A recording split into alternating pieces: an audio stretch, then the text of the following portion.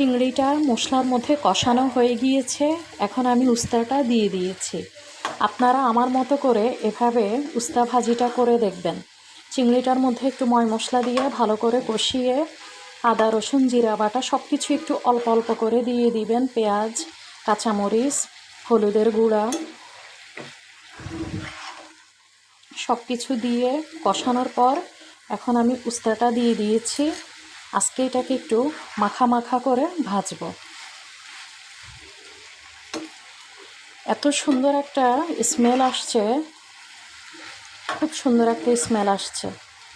আর একটু সয়াবিন তেলটাও আমি একটু বেশি করে দিয়েছি। এটা সম্পূর্ণ তেলের উপরে হবে, কোনো পানি দিব না। আসলে এই ধরনের ভাজিগুলি একটু ভিন্নভাবে করলে মাঝে মাঝে খেতেও ভালো লাগে। দেখা যায় একঘেয়েমিভাবে সবসময় একরকম ভাজি ভালো লাগে না।